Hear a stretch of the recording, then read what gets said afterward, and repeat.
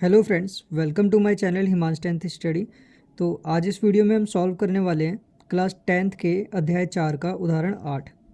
उदाहरण 8 में दिया है कि 13 मीटर व्यास वाले एक वृत्ताकार पार्क की परिसीमा के एक बिंदु पर एक खंभा इस प्रकार गाड़ना है कि इस पार्क के दोनों अंत बिंदुओं पर बने फाटकों ए और बी से खंभे की दूरियों का अंतर 7 मीटर हो। क्या ऐसा करना संभव है? यदि है तो दोनों फाटकों से कितनी दूरियों पर खंभा गाड़ना है। तो यहाँ पर हमें सबसे पहले दिया है एक पार्क। ठीक है, ये जो पार्क है ये गोल है, ठीक है, वृत्ताकार है। और क्वेश्चन में कहा गया है ये जो वृत्ताकार पार्क है, ठीक है, इसके परिसीमा के एक बिंदु पर, मतलब इसके ये जो कोने हैं इसमें कहीं एक बिंदु पर एक खंभा गाड़ना है। ठीक है, तो हमने जो यहाँ पर इसमें लिखा है, यहाँ पर पी बिंदु पर वो खंभा गड़ा होगा। ठीक है, और ये जो गोल वृत्त है इसका जो व्यास है वो कितना है? 13 मीटर है। ठीक है, यहाँ से लेकर यहाँ तक हो गई इसकी त्रिज्या और यहाँ से लेकर यहाँ तक हो गया इसका व्यास। और ये जो व्यास की जो लाइन है इसको दो भागों में डिवाइड करती है इस वृत्ताकार पार्क को। ठीक है, यहाँ पर एक अर्धवृत्त बन गया यहाँ से यहाँ तक, और यहाँ से लेकर यहाँ तक एक अर्धवृत्त बन गया। अब क्वेश्चन में यहाँ पर हमें दिया है कि ये ए बिंदु है, ठीक है, और ये बी बिंदु है, और ये जो ए बिंदु पर यहाँ पर एक फाटक है और यहाँ बी बिंदु पर एक फाटक है। और हमें क्वेश्चन में दिया है फाटकों ए और बी से खंबे की दूरियों का जो अंतर है वो कितना है? 7 मीटर है। तो जहाँ पर भी अंतर वर्ड का यूज़ होता है, अंतर का मतलब होता है माइनस करना, मतलब घटाना। ठीक है, जहाँ पर भी अंतर वर्ड का यूज़ होगा इसका मतलब है वहाँ पे हमें घटाना है। तो यहाँ पे हमें क्या दिया है? फाटक ए और बी से खंबे की दूरी, फाटक ए से और बी से जो खंबे की दूरी है इसका जो अंतर है वो कितना है? 7 मीटर है। इसका मतलब है कि इस फाटक से इस खंबे की कुछ दूरी होगी और इस वाले फाटक से इस खंबे की कुछ दूरी होगी। ठीक है, तो इसकी जो दूरी है उसमें से अगर इस वाली दूरी को माइनस कर दें, ठीक है, तो इसका अंतर निकल के आ जाएगा। वो कितना आएगा? 7 मीटर आएगा। ये हमें दिया हुआ है, मतलब जो दूरी ज़्यादा होगी, जैसे ए पी ज़्यादा है और ये छोटी है, ठीक है, तो ज़्यादा वाली में से कम वाले को माइनस करेंगे तो कितना आ जाएगा? 7 मीटर आएगा। ये हमें दिया हुआ है। तो सबसे पहले हम मान लेते हैं, माना खंबा पी बिंदु पर स्थित है। ठीक है, खंबा जो है वो कहाँ पर लगाया गया है? यहाँ पर लगाया गया है। अब हम यहाँ पर शो कर देते हैं ये जो ए पी की दूरी है, ठीक है, ये बी पी से बड़ी है, तभी तो हम इसको माइनस करेंगे। ठीक है, तो यहाँ पे हम मान लेते हैं, माना ए पी की दूरी अधिक है बीपी से। ठीक है, अगर एपी की दूरी अधिक होगी बीपी से तो हम यहाँ पर लिख सकते हैं, इसलिए एपी माइनस बीपी बराबर 7 मीटर। ठीक है, ये चीज़ हमें यहाँ पर दी हुई है कि इसका जो अंतर है वो कितना है? 7 मीटर है। तो यहाँ पे हम लिख देते हैं आगे, दिया है। ठीक है, एक चीज़ और हमें यहाँ पर दिए, क्या दिया है? व्यास दिया है, मतलब ए बी, यहाँ से लेकर यहाँ तक की जो डिस्टेंस है वो कितनी है? 13 मीटर है। तो यहाँ पे हम लिख देंगे ए बी बराबर 13 मीटर। ठीक है, ये भी हमें दिया है। अब ए पी की और बी पी की, ठीक है, ए पी यहाँ से यहाँ तक की जो डिस्टेंस है और बी पी की जो डिस्टेंस है ये हमें नहीं पता है कि मीटर में कितनी है, तो इसको हम मान लेते हैं। ठीक है, ये वाली जो डिस्टेंस है बीपी की इसको मान लेते हैं हम एक्स मीटर। ठीक है, यहाँ से यहाँ तक जो दूरी है वो कितनी है? एक्स है। तो ये कितनी हो जाएगी? ये हो जाएगी एक्स प्लस 7 मीटर।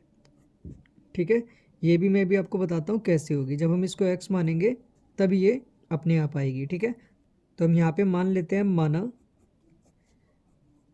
बीपी बराबर कितना है? एक्स। ठीक है, एक्स मीटर। यहाँ ये गड़बड़ हो गया, इसको मैं हिंदी में लिख देता हूँ, मीटर। तब हमें यहाँ पर ये दिया हुआ है, ठीक है, A P minus B P बराबर 7 दिया हुआ है, पी का मान कितना मान लिया हमने, x मान लिया, तो यहाँ पे आ जाएगा ए पी माइनस एक्स, ठीक है। बी पी की जगह पर क्या आ जाएगा, x आ जाएगा, बराबर 7। तो ए पी कितना हो जाएगा, ए पी बराबर 7 माइनस का x है, ठीक है। दूसरी साइड जाएगा तो ये क्या हो जाएगा, प्लस का x हो जाएगा। तो ए पी को हम क्या लिख सकते हैं, ए पी को हम लिख सकते हैं x प्लस 7, ठीक है। दोनों प्लस हो रहे हैं, इसको आगे लिख देंगे और इसको पीछे लिख देंगे, कोई फ़र्क नहीं पड़ेगा। तो बी पी हो गया हमारे पास में x मीटर, ठीक है, और ए पी हो गया x प्लस 7 मीटर, और ए बी आ गया 13 मीटर, ठीक है। तो यहाँ पे हमें तीनों साइड मिल गई, तो यहाँ पर हम पाइथागोरस प्रमेय लगा सकते हैं। और पाइथागोरस प्रमेय भी जब लगाएंगे जब हमें यहाँ पता होगा कि ये वाला जो ट्रायंगल है, ठीक है, ये वाला जो त्रिभुज बना हुआ है ये एक समकोण त्रिभुज है, क्योंकि जो पाइथागोरस प्रमेय होती है वो हमेशा समकोण त्रिभुज में लगती है। और समकोण त्रिभुज कैसे बनेगा, जब यहाँ पर 90 डिग्री का कोण होगा। तो यहाँ पर देखो जो अर्धवृत्त होता है, ठीक है, जैसे ए बी और पी, ये क्या है, ये एक अर्धवृत्त है, ठीक है। अर्धवृत्त पर जो स्थित कोण होता है वो हमेशा क्या होता है, 90 डिग्री का बनता है, मतलब समकोण होता है। मतलब ये जो अर्धवृत्त बना हुआ है, ठीक है, तो अर्धवृत्त की ये जो कोने की जो लाइन होती है, ठीक है, इससे अगर यहाँ पर हम इस पूरे के पूरे अर्धवृत्त में कहीं पर भी पॉइंट लगा दें, जैसे यहाँ लगा दें, यहाँ लगा दें, यहाँ लगा दें, ठीक है, और इस ए को मिला दें उससे और इस बी को मिला दें, तो यहाँ पर जो कोण बनेगा वो 90 डिग्री का होगा, ठीक है। तो ये पॉइंट कहीं भी हो सकता है। तो अब यहाँ पर कहाँ है, ये यहाँ पर है पॉइंट, ठीक है। तो इस ए को हमने यहाँ से मिला दिया और इस बी को यहाँ मिला दिया, तो यहाँ पे कितना बनेगा, 90 डिग्री बनेगा, ठीक है। तो अर्धवृत्त में इस पूरी लाइन में कहीं पर भी कोई पॉइंट होगा, और अगर इस लाइन को यहाँ मिलाएंगे और इस लाइन को यहाँ मिलाएंगे तो यहाँ पर 90 डिग्री का कोण बनेगा। इसलिए हम यहाँ पर लिख देंगे त्रिभुज ए पी बी में, ठीक है, एंगल पी बीच में आएगा, ठीक है, ये 90 डिग्री है, तो यहाँ पे हम लिखेंगे ए पी बी बराबर 90 डिग्री, और यहाँ पे हम लिख देंगे अर्धवृत्त में स्थित कोण समकोण होता है,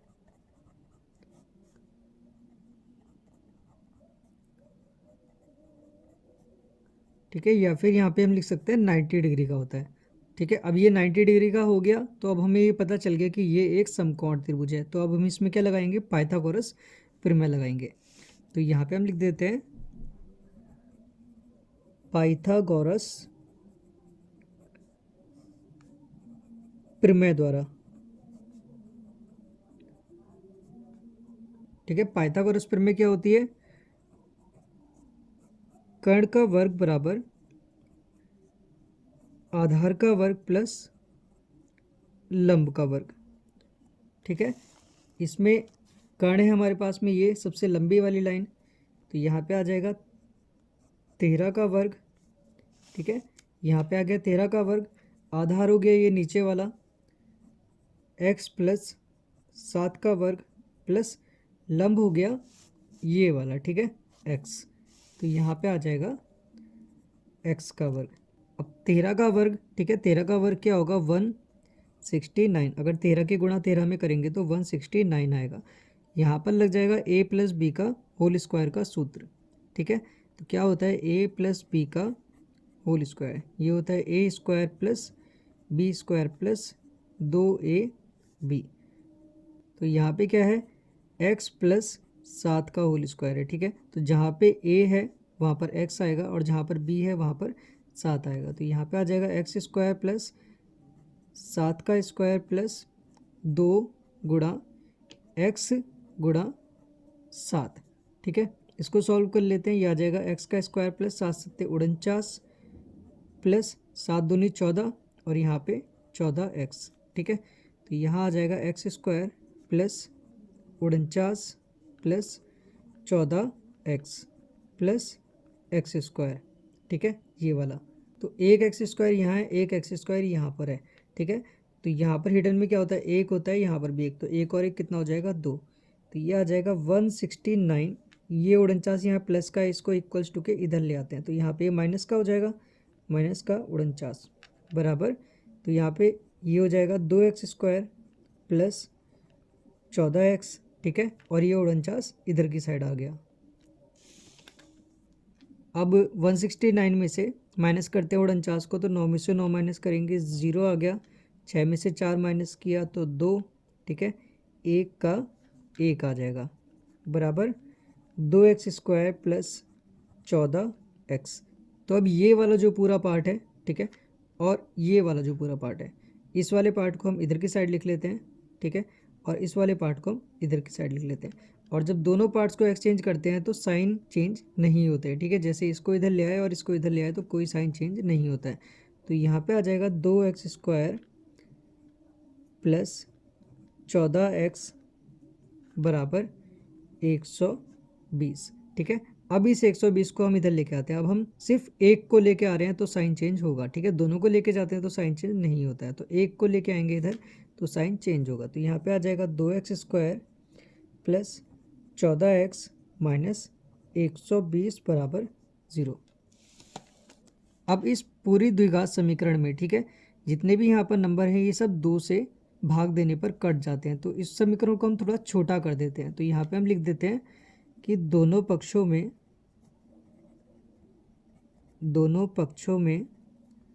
2 से भाग देने पर, ठीक है, तो यहाँ पे सबको 2 से भाग करेंगे, इसको करेंगे 2 से 2 कट जाएगा, x² आएगा प्लस 2 से इसको काटेंगे 2 सत्ते 14, तो यहाँ 7x आ गया, माइनस 2 से इसको काटेंगे 2 चिंग 12 बराबर, और 2 से अगर 0 को काटेंगे तो 0 ही आएगा, ठीक है। तो यहाँ पर हमें एक द्विघात समीकरण मिल गई। तो अब देखते हैं हम क्वेश्चन को, ठीक है। क्वेश्चन में हमें यहाँ पर क्या दिया था, ये जो हमें यहाँ पर दिया हुआ है कि 13 मीटर का व्यास है, ठीक है, और दिया है कि फाटक ए और फाटक बी से खंभे की दूरियों का जो अंतर है वो 7 मीटर है। तो ये सब जो हमें दिया है, तो ये पूछ रहे हैं कि क्या ऐसा करना संभव है। तो हमने क्या किया, हमने यहाँ पर ये जो लिखा हुआ है इनकी शर्तों को मानकर हमने यहाँ पर मान रखे और इसको हमने सॉल्व किया, और सॉल्व करने के बाद हमें क्या मिला, यहाँ पर एक द्विघात समीकरण मिली, ठीक है। तो क्वेश्चन में जो हमें दिया था उससे हमने यहाँ पर एक समीकरण प्राप्त कर ली। अगर ये समीकरण सॉल्व हो जाती है तो ऐसा करना संभव होगा, ठीक है, और अगर ये समीकरण सॉल्व नहीं हो पाती है तो ऐसा करना संभव नहीं होगा। और संभव होना ना होना कैसे पता चलेगा, इसका विविक्त कर ज्ञात करके, ठीक है, क्योंकि विविक्त कर में हम क्या ज्ञात करेंगे, विविक्त कर में हम ज्ञात करेंगे b² माइनस 4ac का मान। तो ये समीकरण जो है वो सॉल्व सिर्फ 2 ही तरीक़ों से हो पाती है, या फिर ये पहला वाला, ठीक है, या फिर ये दूसरा वाला। अगर b² माइनस 4ac का मान 0 से छोटा आ जाता है तो ये समीकरण सॉल्व नहीं हो पाएगी। अगर इन दोनों में से कोई आता है तो ये समीकरण सॉल्व हो पाएगी। मतलब जो हमें क्वेश्चन में दिया है क्या ऐसा करना संभव है, तो अब अगर इन दोनों कंडीशनों में आती है तो इसका मतलब ऐसा करना संभव है। तो सबसे पहले हम क्या करते हैं, b² माइनस 4ac का मान ज्ञात करते हैं, ठीक। तो सबसे पहले हम यहाँ लिखेंगे द्विघात समीकरण ax² plus bx plus c बराबर 0 से इस समीकरण की तुलना करने पर,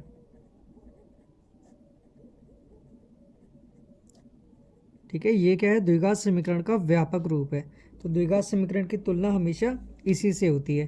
तो यहाँ पे x² के साथ में a है और यहाँ पे कुछ नहीं है, तो यहाँ पे क्या है, 1 है, ठीक है, जहाँ पे कुछ नहीं होता वहाँ पे क्या होता है, गुणा में 1 होता है।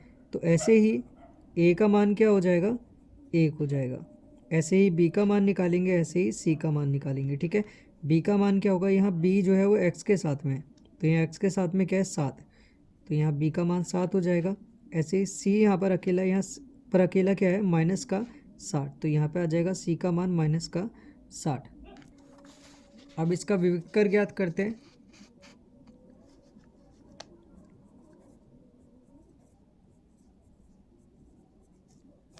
इसको हम लिखते हैं d से, d बराबर b² माइनस 4ac, ठीक है। abc का मान लिख लेते हैं जो आया था, a बराबर 1 आया था और b बराबर 7 और c बराबर माइनस का 60, ठीक है।